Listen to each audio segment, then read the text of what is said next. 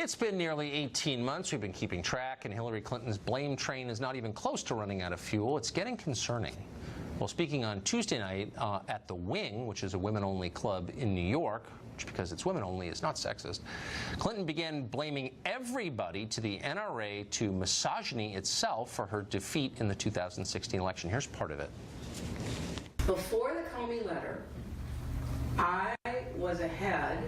I got more votes than anybody in history except one term of President Obama. Every day that goes by, more evidence, more proof about, fake news and the Russians and Cambridge Analytica and, misogyny and sexism. I've taken on the NRA for years, and they spent more money against me than they've ever spent against anybody. And now we know the Russians paid for some of it, paid for actors or Russian agents, personnel, to dress up in those very attractive jail outfits and go around in a mock jail while people could yell, "Lock her up." We know who's on MSNBC's website at midnight every night. It's not a political speech. That was more like group therapy. And honestly, the easy thing would be to make fun of Hillary Clinton. Ooh, she's so wrong. But it's past that. This is sad. Will anyone help her? She's crying out for. Where are her friends, her husband, the DNC? It's like watching someone you know fall apart. It's poignant and tragic, and someone ought to help. Tammy Bruce is a radio host, and she joins us tonight. Tammy, I'm only half joking. Whatever else this is not empowering for women. As the father of 3 daughters, I can say that conclusively. Right. And look, I mean, there is a point where you never think you'd say this, but you do begin to feel sorry for her. Yeah. And as a political person, look, a part of what her complaint was at that event was that Fox News is trying to, quote, impeach her. In other words, that there's coverage of her on this network. There's actually, interestingly, of course, the complaints have come from other Democrats across the networks, well, exactly. People who actually worked for her campaign.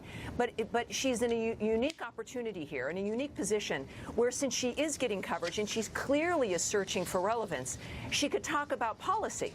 Yes. She could use this so that we would actually be discussing an argument that she could be having well, that's about. Such a smart point. That's right. And also, frankly, maybe then she would be on the Tucker Carlson show, and you could have this conversation with her. Because actually, she knows a lot, but she's not stupid, and she's been around a long time. And her claim to fame always was, "I've read the policies, only I." And there's some truth in that, actually, and she could be doing that, but she's not. She's been in the White House. She's obviously been in the Senate. She's been the Secretary of State, and yet this has devolved into this group therapy dynamic where she's going over the same complaints that people, if they are in that group, maybe they've read her book, they know what her complaints are, but she's also then inserting news of the day, like now suddenly it's the Cambridge Analytica and it's the NRA, because that's the news that's happening now.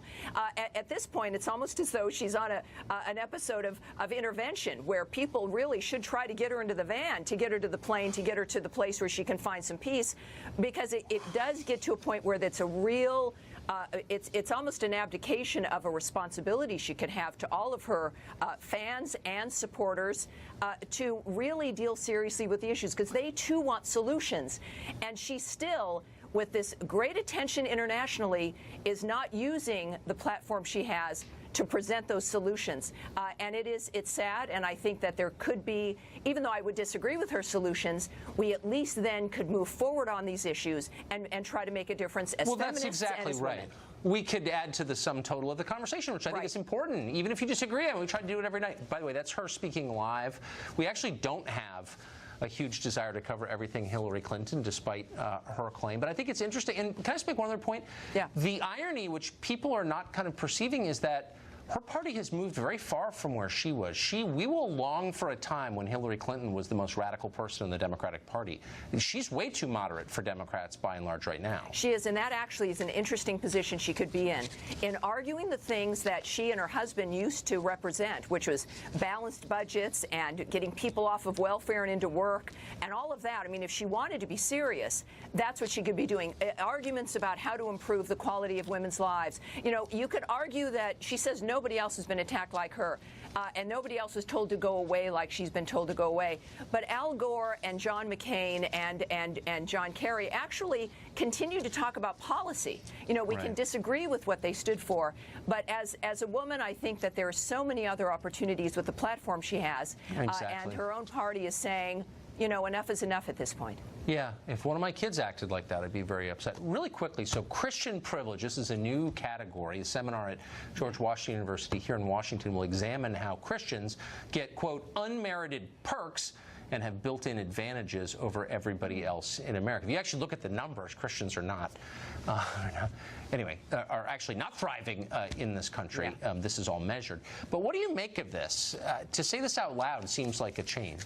Well, look, I don't identify as a Christian. I believe in God. Right. I believe that Jesus is the guy. I think it's a very serious thing to identify as a Christian, and so I'm taking it seriously and slowly. But as looking from the outside, what I see as a political commentator and analyst is Christians maybe have a privilege of being persecuted and attacked and martyred around the world. I mean, it is a remarkable attack dynamic, even here at home. Facebook had to apologize for refusing a Catholic university's ad that featured Jesus on the cross because it was too violent. Remember the Chick-fil-A controversy, the so-called controversy, because of its owner being a Christian man.